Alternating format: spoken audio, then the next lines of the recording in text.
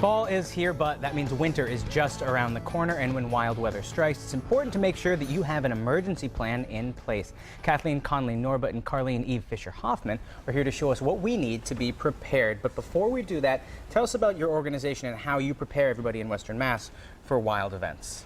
Hi, Seth. So we're here representing the Medical Reserve Corps, and what we are is a group of volunteers, both medical and non-medical, that respond to both emergencies and public health events. So we may be called to participate if they decide that a shelter needs to open. We would go and help man that shelter, or if the town decides that they would need to have a H1N1 clinic, our volunteers would go and help man and work at the clinic. So when disaster strikes, you're there to help everybody out there.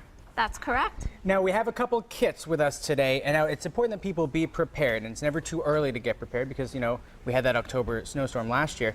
Anything can happen at any time. So first, we have a Go Kit. Tell us a little bit about the Go Kit. Right. Well, it's great to be on Mass Appeal again, and we love having an opportunity to talk with you. What we have put out here today is a sample of a Go Kit. So if you have to evacuate very quickly, you're not going to have time to pack your bags and check your wardrobe. We want folks to have a bag prepared for themselves and other family members. Now, should each family member have a bag, do you think, or? I think so. I think so, because when you want to put your own personal items into your bag, it's really helpful. For instance, if it's a child, you might want to have a stuffed animal so that they have a comfort item with them. If it's an older person, their medications are going to be very important. An extra pair of eyeglasses, some toiletries, some first aid items, and of course thinking about flashlights and any kind of lighting apparatus that is battery operated. One thing we know we lose is electricity and power. So toothbrushes, even we have a plastic knife and fork there.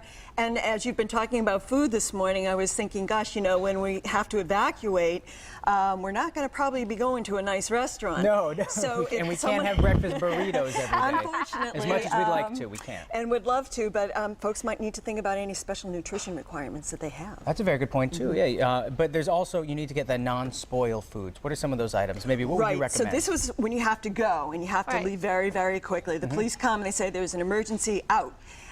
Also, there are situations where we have to shelter in place, and so we call it a 72-hour kit. And sort of a rule of thumb is 3 days, 3 nights to have enough food, water, medicine, and pet supplies, very importantly, which we've chatted about, to cover each person in your household. So that's a gallon of water per day, per person. So that can add up pretty quick. And a gallon of water is about 8 pounds, so there's a lot that you have on your back. It certainly does. And then canned goods, and of course a manual can opener. That's true. Now, for folks who have additional needs that might not be able to even use a manual can opener, we want to encourage people to think about helping their family members to prepare, especially someone with some additional needs, an elderly person, and check in on your neighbors. And when the need escalates too, maybe you don't have enough water, that 72-hour window passes, there's always water purification tablets and things like that that you can get to keep you extra safe. Absolutely, and we'd encourage folks to come to our website, wmmrc.org, and they can get a list of all of this information, and it will help them as they prepare going into flu season. And as you said, you know, we're bound to get some snow this winter, but we also had June tornadoes and October snowstorms, so any day is a good day to prepare. You never know when disaster strikes, but thanks to the two of you, we'll hopefully be a little bit more prepared out there.